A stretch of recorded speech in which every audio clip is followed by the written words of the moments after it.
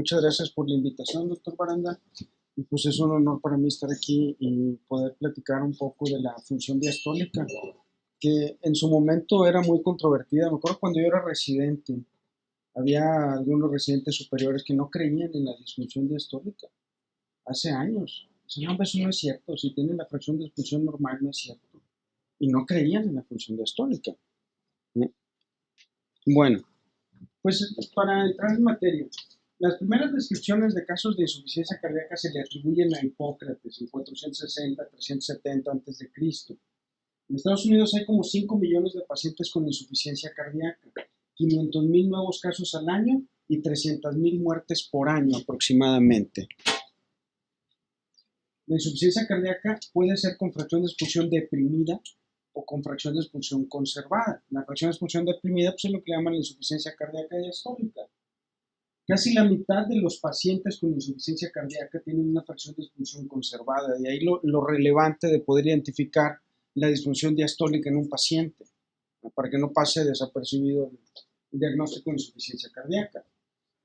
Los pacientes con insuficiencia cardíaca y fracción de expulsión conservada o diastólica suelen ser de mayor edad, más comúnmente mujeres con más incidencia de hipertensión y de fibrilación auricular. El pronóstico de los pacientes con insuficiencia cardíaca diastólica es prácticamente el mismo que los pacientes con insuficiencia cardíaca sistólica, entonces es tan importante una como otra. Y bueno, en las últimas décadas pues ha habido muchos trabajos sobre la insuficiencia cardíaca sistólica en los pacientes con fracción de expulsión deprimida. Hay muchos protocolos, hay muchos estudios, hay muchas drogas que se han probado, no así para la contraparte de los pacientes con insuficiencia cardíaca diastólica. No hay tantos estudios que avalen el tratamiento farmacológico de estos pacientes. En la cuestión más básica, el calcio juega un papel fundamental en la cuestión de tanto la contracción como la relajación. La salida de calcio desde el retículo sarcoplásmico al citosol, causada por la despolarización de la membrana celular, estimula la contracción miocárdica, el acoplamiento, excitación, contracción, a expensas de consumo de energía. Lo opuesto ocurre al mover calcio y sodio del citosol al retículo sarcoplásmico, y también consume energía. Entonces, el control tanto de la contracción como de la relajación del miocito reside en su capacidad de regular la concentración de calcio en el citosol, y esto depende de mecanismos que mueven calcio desde y hacia el retículo sarcoplásmico y son dependientes de energía. O sea, la diástole no es una cuestión 100% pasiva. La insuficiencia cardíaca con fracción de expulsión conservada.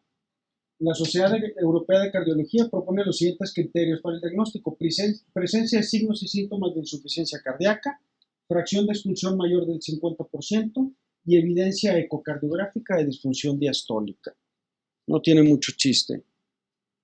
Estos son los criterios diagnósticos. Pero bueno, pues vamos a entrar un poco en materia de cómo evaluar la función diastólica de nuestros pacientes. La función diastólica es el resultado de la interacción entre las características intrínsecas del ventrículo izquierdo, el estado hemodinámico y volémico del paciente en ese preciso instante.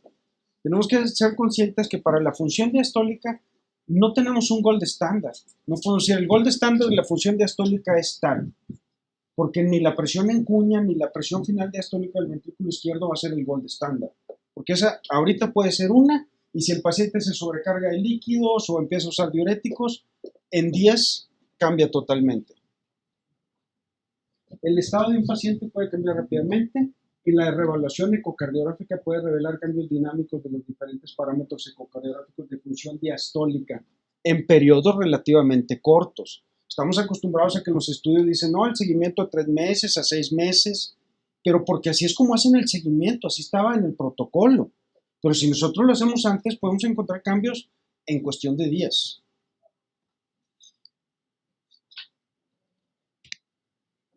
Ok, ¿qué usamos regularmente en eco para tratar de evaluar la función diastólica de los pacientes? El flujo transmitral, flujo de venas pulmonares, Doppler tisular. Este generalmente es Doppler pulsado tisular, tiempo real. Volumen de aurícula izquierda, strain rate no se usa mucho, pero ya hay algunas publicaciones que hablan al respecto. Y presión sistólica del ventrículo derecho. Esta es una gráfica de utilidad de las diferentes técnicas, no quiero detenerme mucho en eso. El flujo transmitral. El flujo transmitral es básico para ver la función diastólica. Vamos a verle la onda E, la onda A, el tiempo de desaceleración, tiempo de relajación isovolumétrica, la duración de la onda A y el cambio en la relación de la onda E con la onda A la maniobra de Valsalva. Básicamente, este es el flujo transmitral, la onda E, la onda A, el tiempo de desaceleración de la onda E. Estas son las características de un flujo transmitral normal. La relación EA mayor de 1, tiempo de desaceleración generalmente entre 160 y 240 y el tiempo de relajación isovolumétrica de 70 a 90. Estos son los grados de función diastólica. Esto es de las guías anteriores. Se actualizó un poquito en el 2016, se hicieron unos pequeños cambios, pero así es como se determinaba. Bien, estos son los cambios del 2016. Estas son las guías del 2016. Para ver el flujo mitral, primero vamos a ver el flujo mitral y vamos a ver la relación EA. Si la relación EA es menor de 0.8 y la E es menor de 50, la presión de la aurícula izquierda seguramente está normal. Por el contrario, si la relación EA es mayor de 2, la presión de la aurícula probablemente esté aumentada. Si es entre estas dos situaciones, es decir, la relación EA arriba de 0.8 pero menor de 2, con una onda E mayor de 50 centímetros por segundo, entonces se evalúan estos criterios. Son 2 o 3 de 3, bueno. La relación E sobre E' son los que nos vamos a fijar. Si cae en esta situación, vamos a fijarnos en estas tres cosas. La relación E', la velocidad de regurgitación tricuspidia y el volumen de la aurícula izquierda, básicamente. Si tres de estos criterios son positivos, el paciente tiene presiones de llenado elevadas. Si los tres son negativos, el paciente seguramente tiene presiones normales. Se dice que de estos tres criterios, si uno es positivo y dos son negativos, no se puede concluir que el paciente tenga disfunción diastólica. Si dos son positivos y uno negativo, se puede concluir que tiene disfunción diastólica. Si nada más tenemos dos parámetros, uno dice que sí y el otro que no, no la podemos reportar. Eso es lo que sugieren las guías.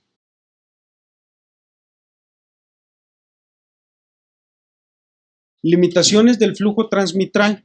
Pues es una cuestión que cambia con la edad. Es dependiente de precarga. Las ondas E y A se fusionan cuando hay taquicardia y cuando hay arritmias como fibrilación auricular o flutter, pues solo hay onda E. Entonces, a veces no podemos usar solo el flujo transmitral para definir a los pacientes. Las venas pulmonares, también idealmente le buscamos estos componentes. Tiene un componente, este es el QRS, este es otro QRS, este es el ciclo cardíaco. Entonces, este es componente sistólico y este es componente diastólico.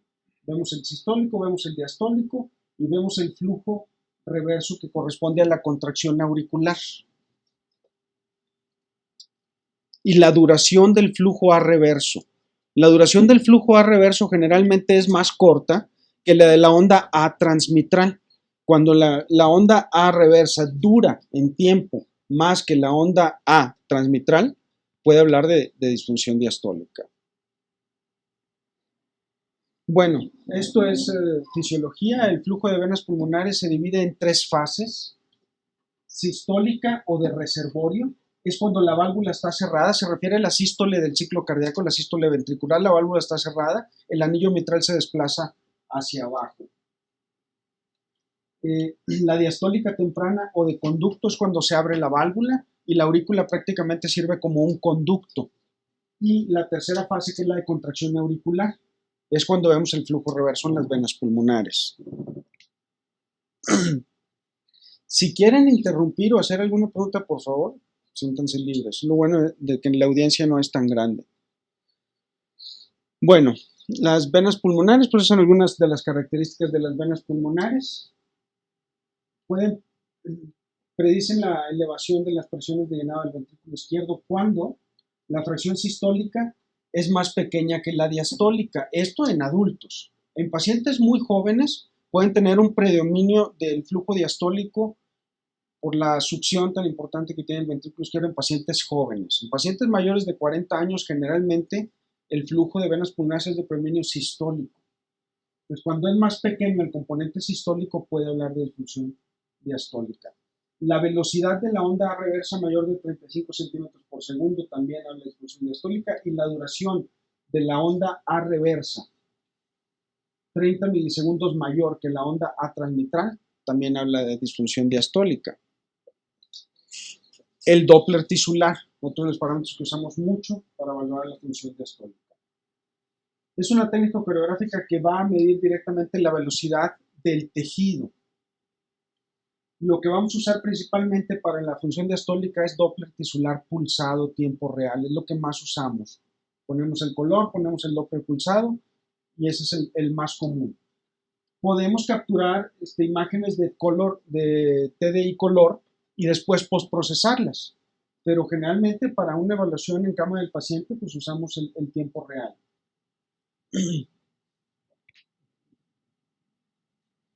Doppler tisular. Para la evaluación diastólica, el espectro Doppler se obtiene del anillo mitral desde las vistas apicales. Generalmente es nada más en el 4 cámaras, generalmente nada más en el anillo mitral, el lado septal y el lado lateral. Se puede tomar en todas las paredes, ¿verdad? Pero generalmente son los únicos que hemos utilizado. Los componentes del espectro son las ondas S', E' y A'. E' es relativamente no dependiente de precarga. Ok, algunos datos a favor del Doppler tisular. Son y colaboradores demostraron que la E' correlaciona con los índices invasivos de relajación tau. Nage y colaboradores demostraron que la relación E' correlaciona bien con la presión en cuña pulmonar. Omen y colaboradores corroboraron la utilidad de la E' en estimar la presión en cuña pulmonar.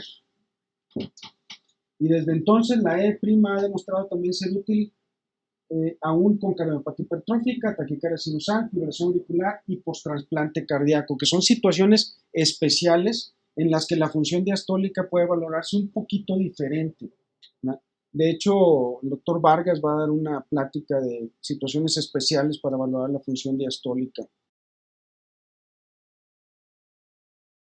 Gráficas a favor del Doppler tisular. No me quiero detener mucho en eso. Los volúmenes de la aurícula también se utilizan mucho. Ya casi no se recomienda que se mida el diámetro anteroposterior. No que no se mida, sino que se use eso para determinar función diastólica, esto, lo otro. Se prefiere mejor el volumen. Multidisco con el sistema de multidisco, 4 cámaras, 2 cámaras, medimos el volumen de la aurícula izquierda, lo estimamos y lo indexamos para los metros cuadrados de superficie corporal, idealmente. La medición del volumen auricular es factible, confiable en la mayoría de los ecocardiogramas. Un volumen de la aurícula izquierda mayor de 34 mililitros por metro cuadrado es predictor de muerte, insuficiencia cardíaca, fibrilación auricular, EBC isquémico, etc. Hay quienes consideran que el volumen de la aurícula izquierda es la hemoglobina glicosilada de la disfunción diastólica. Es decir, una vez que la aurícula izquierda ha estado sometida por mucho tiempo a presiones elevadas, se dilata y jamás vuelve a su tamaño normal. Entonces, por eso dicen que es la hemoglobina glicosilada. Entonces, además, el volumen de la aurícula izquierda se ha demostrado que correlaciona bien con la presión en cuña pulmonar, correlaciona bien con la relación E' y correlaciona bien con el grado de disfunción diastólica. Datos a favor del volumen auricular izquierdo. Más datos. Encontraron que el volumen auricular izquierdo indexado era altamente sensible y específico para detectar disfunción diastólica severa, pero no es un marcador tan robusto para disfunción diastólica leve o moderada. Adicionalmente, encontraron que si bien el grado de disfunción diastólica también tiene valor pronóstico, el volumen auricular izquierdo tiene un valor pronóstico agregado comparado con la sola evaluación del grado de disfunción diastólica. Hay que medirlo. Ahí está, 4 cámaras, 2 cámaras, sistema de discos, nos da un estimado del volumen auricular. El strain o deformación. No hay un software dedicado específicamente al análisis de la aurícula izquierda. Lo que hemos hecho es utilizar el software del ventrículo izquierdo y extrapolarlo a la aurícula izquierda y vemos algunas cosas en el strain. El strain derivado de Doppler tisular como el de 2D speckle tracking han sido extrapolados de su uso en el ventrículo izquierdo a su uso en las aurículas. Mide la elongación de la pared auricular durante las fases de reservorio. Se supone que este es el parámetro más útil que usamos del strain para medir la función auricular. Cuando la aurícula está en fase de reservorio, se supone que es cuando se está llenando, está aumentando la presión en la aurícula y se está distendiendo la pared. Entonces medimos la deformación de cómo se distiende la pared.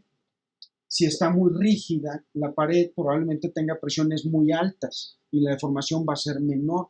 Entonces, de los parámetros del strain, el que más podría ser de utilidad es durante la fase de reservorio. Mide también el acortamiento de la pared durante la fase de la contracción auricular, pero aparentemente no hemos tenido mucha información con esto. La torsión ventricular es otra cosa. La disposición de las fibras en el miocardio, pues no está nada más circular, no nada más son longitudinales, tienen fibras que son en forma helicoidal y eso hace que el ventrículo tenga un movimiento de torsión. La base gira en un sentido, el ápex en otro sentido y el eje longitudinal también se acorta con cada latido, como si fuera un pistón en ese sentido. Si lo vemos desde el ápex tiene un giro en sentido antihorario y la base en sentido horario.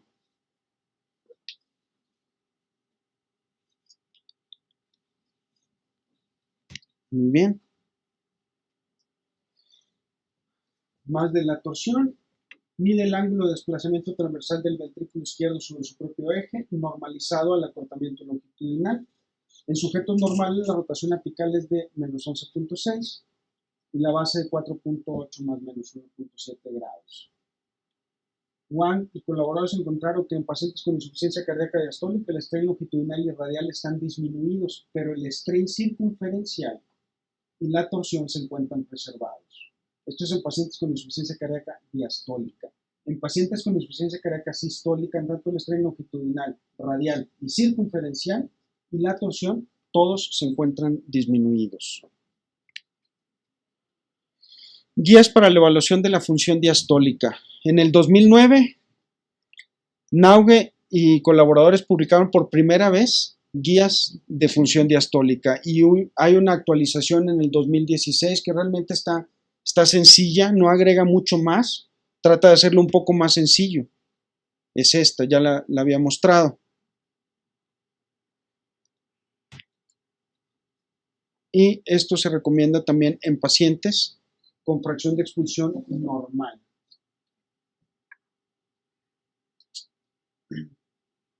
Si la E' es mayor de 14, si la E' septal mide menos de 7 o la lateral menos de 10, esta es la velocidad del anillo septal y del anillo lateral. La lateral se mueve más que la septal, entonces siempre va a ser más alta la velocidad en la lateral. La insuficiencia tricuspidia y el volumen de la aurícula indexado. Menos de 50% tiene función diastólica normal. Menos del 50% de estos parámetros que den positivos, presión está normal. Más del 50%, presión alta o disfunción diastólica. Cuando es mitad de mitad no se puede determinar, se sugiere que mejor se diga que es indeterminado. Bueno, vamos a ver uno que otro caso que me parecen un poco ilustrativos para esta cuestión de la función diastólica.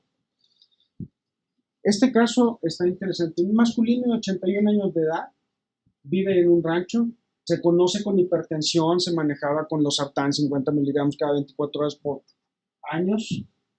Empieza con disnea progresiva, disnea de esfuerzos pequeños, medianos, pequeños, progresando hasta llegar a ortopnea. Llega a verme porque ya no puede acostarse, ya no puede dormir acostado y tiene que estar sentado. se encuentra disfunción sistólica y diastólica en el ecocardiograma. Y uno diría, bueno, si tiene disfunción sistólica, ¿para qué me sirve valorar la función diastólica? Pues sí sirve, da un plus sobre la evaluación de la función sistólica regular.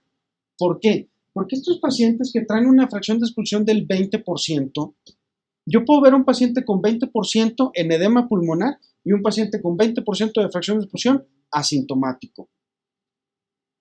La misma fracción de expulsión, ¿verdad? Entonces, por eso es tan relevante tratar de definir cómo se está comportando el corazón para recibir la precarga y manejar esa precarga. Entonces, este paciente traía la presión en 180/90. Esto siempre es positivo. Cuando vemos un paciente con datos claros de insuficiencia cardíaca y tiene hipertensión, sobre todo insuficiencia cardíaca de predominio izquierdo, congestión pulmonar, y tiene hipertensión pulmonar, ya le hicimos. Le bajamos la presión pulmonar y el paciente en días va a estar mucho mejor sintomáticamente. Se le inició Exforge 5320, espironolactona 25 miligramos cada 24 horas, bisoprolol 2.5 cada 24 y bumetanida 1 miligramo cada 24 horas. Este es su eco basal. Un eje largo apical, hipoquinesia global, fracción de expulsión, pues 20% si les gusta, o ¿cuánto estiman de fracción de expulsión? ¿Quién da más? 20, 30% cuando mucho, ¿no? Un 4 cámaras, un 2 cámaras, su Doppler. Aquí tenemos el Doppler de los parámetros que más utilizamos. El flujo mitral primero. La relación EA está invertida. ¿Sí? Aquí está 0.68. ¿Sí? La E' está muy bajita, 2. Y la relación E', 22.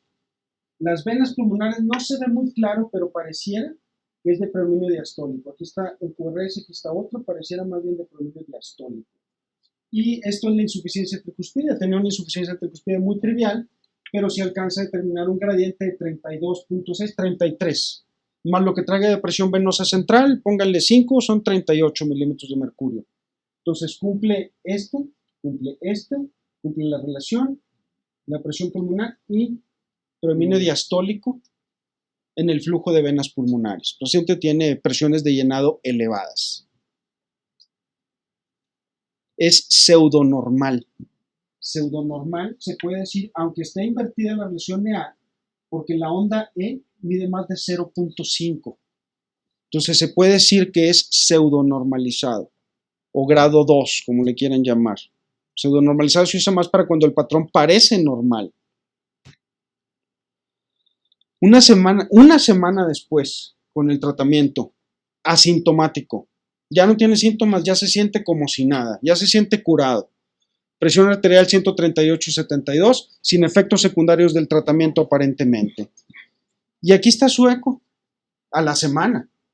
Fracción de expulsión, está igual, ¿no? O sea, o ven una diferencia franca. O sea, porque 5% de fracción de expulsión puede ser hasta de un observador a otro, cambia 5%, fácilmente, hasta del mismo observador, ¿no? Entonces está casi igual. El 2 cámaras. Está casi igual, la función sistólica pues no me sirvió de mucho. El paciente tiene una sintomatología muy diferente y la función sistólica se ve igual. O casi igual, habría que medir todo, ¿no? Bueno, aquí está su Doppler a la semana. La relación EA, ahora sí es pseudonormal hasta con la forma, tiene la onda E más grande que la A. Ahora sí parece pseudonormal. Como quiera la E está arriba de 0.5 y la relación EA 1.25. La EE' 16.52. Si bien está alta, estaba en 32 y bajó a 16, la mitad. Las venas pulmonares siguen siendo de predominio diastólico. O sea, la función diastólica no está normal. Pero ya podemos ver, con los diferentes parámetros, ya podemos ver objetivamente parámetros de mejoría en ese paciente, aunque la fracción de expulsión esté igual. Y la IT también, a 19.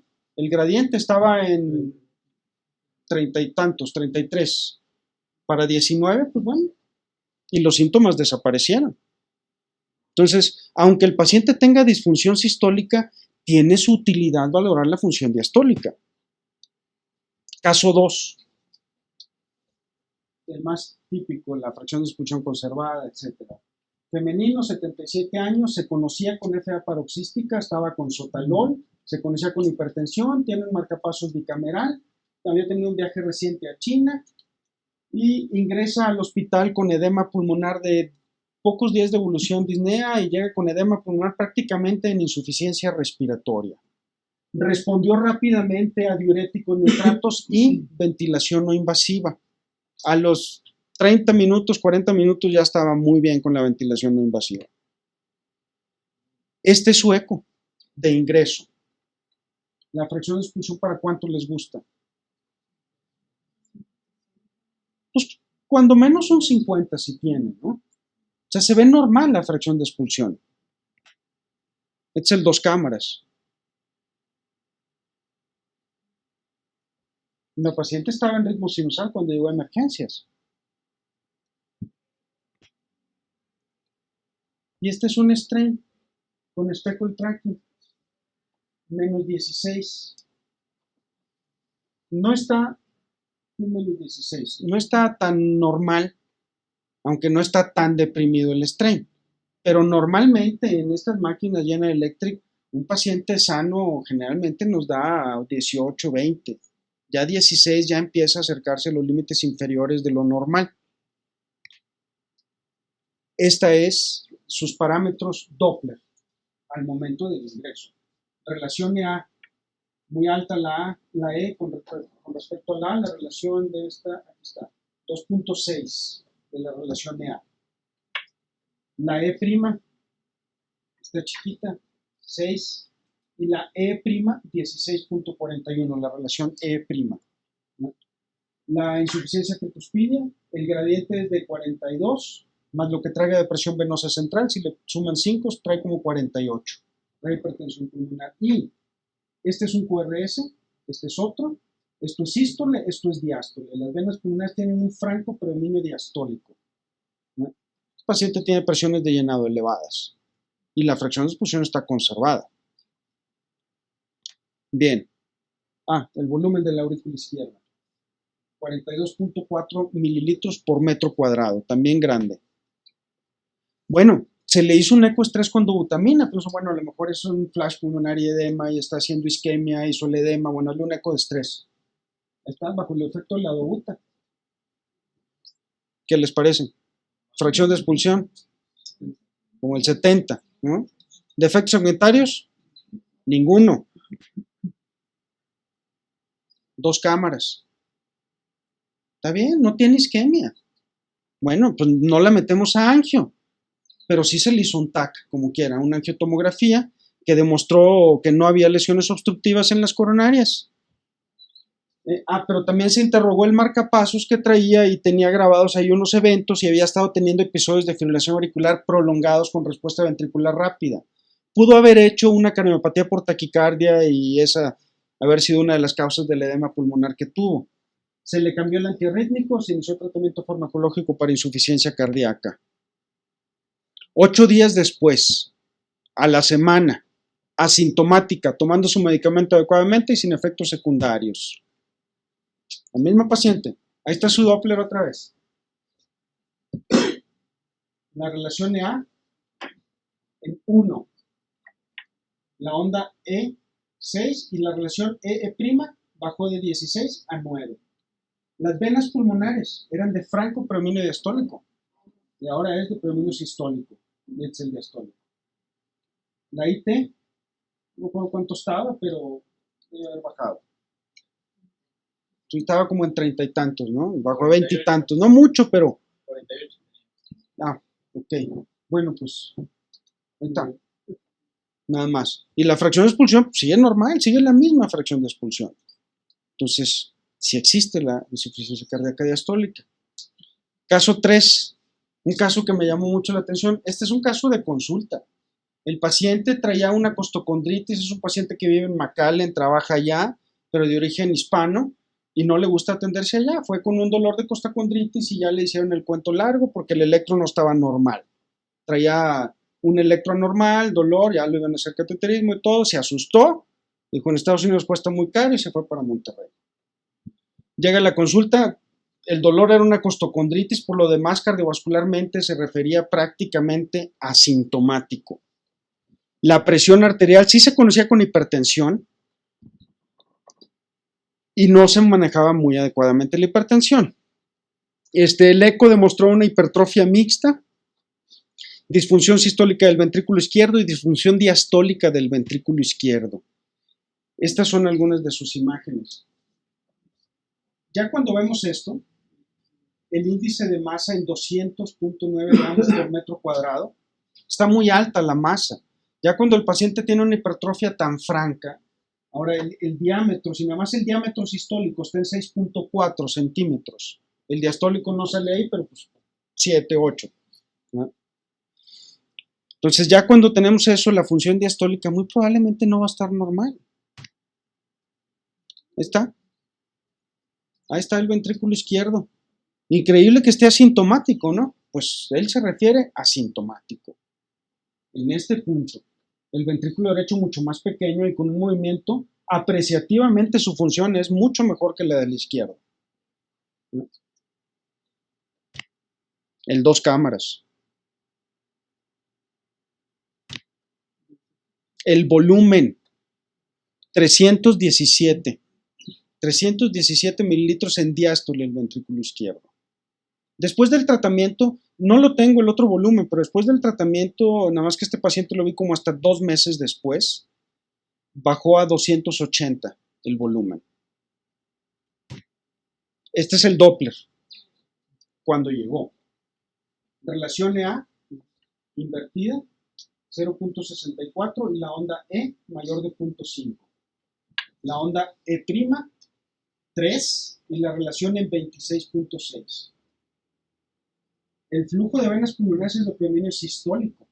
Ese no checa, pero este sí, este también, y la presión pulmonar es por arriba de 30, 31. 25 más 5 que traiga de presión venosa central, quizás pueda traer más. Cumple 3, este no. Pero trae presiones de llenado elevadas como quiera, aunque se refiera a asintomático. A los 2 meses de tratamiento, se le manejó, obviamente, traía la presión elevada.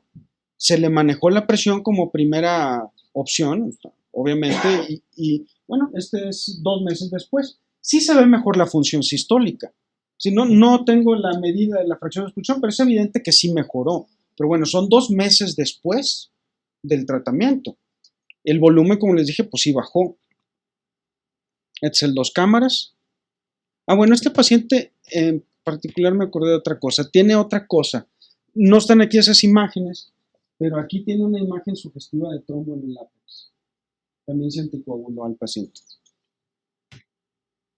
Es el 2 cámaras. Y a los 2 meses de tratamiento, nada más, la relación EA sigue estando invertida, 0.76. La E subió a 6 y la relación EE' bajó a 12. La insuficiencia tricuspidea bajó a 21 y el flujo de venas pulmonares sigue siendo de sistólico. Este es el último caso. Muy bien. En otros aspectos, yo creo que todavía tenemos cosas por averiguar de cómo valorar bien a los pacientes con la función diastólica. Hay parámetros que pueden estar ahí a la vista y no nos damos cuenta a veces. Los volúmenes, sí está bien el volumen auricular, sí está bien el volumen ventricular, pero creo que a lo mejor la relación de los volúmenes también debiera ser importante. Por ejemplo, la relación del volumen de la aurícula izquierda con la relación del volumen del ventrículo izquierdo. Tiene que guardar una proporción. Todo tiene que guardar una proporción. Cuando la aurícula está muy crecida con respecto al ventrículo, algo debe estar mal. Y no usamos la relación de volúmenes. Esa es una de las posibilidades ¿qué podemos hacer en un futuro? ¿No? Se mide la aurícula como la medimos regularmente, el ventrículo izquierdo también, como lo medimos, y se puede buscar una relación. En pacientes normales la relación entre el volumen de la aurícula y el ventrículo es como de 0.4. Y eso nos sirve porque es la primera impresión, o sea, si realmente eso funcionaría, que apenas estamos haciendo trabajos preliminares, pero si eso funcionaría, con la sola imagen de 2D del 4 cámaras ya tengo ahí una idea de cómo está la proporción de cavidades. ¿Servirá de algo eso? Pues no lo sabemos. Pero el caso más típico de disfunción diastólica es el paciente con una restricción en el músculo cardíaco, con una cardiomiopatía restrictiva. ¿Cómo está la aurícula? Gigante en relación al ventrículo. Este es un trabajito que hicimos ahí en el hospital universitario, es muy preliminar, pero la relación de volumen aurícula izquierda, ventrículo izquierdo y con la E' tiene más o menos una buena correlación. Y la relación de volumen aurículo-ventricular con el grado de disfunción diastólica también. Conclusiones. La insuficiencia cardíaca diastólica es casi tan común como la sistólica y se asocia a morbimortalidad importante, tanto como la sistólica. La E' correlaciona bien con la presión en cuña pulmonar. El flujo mitral y el flujo de venas pulmonares pueden evaluar adecuadamente las presiones de llenado del ventrículo izquierdo en pacientes con disfunción sistólica. El Doppler tisular es necesario cuando la insuficiencia cardíaca es predominantemente diastólica y la fracción de expulsión conservada. La función diastólica es dinámica y puede cambiar en cortos periodos de tiempo si la condición del paciente cambia.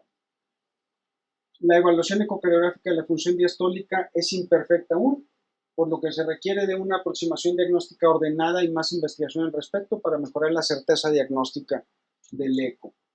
También se requiere más investigación en este grupo de pacientes regularmente excluidos de ensayos clínicos de insuficiencia cardíaca. Muchas gracias.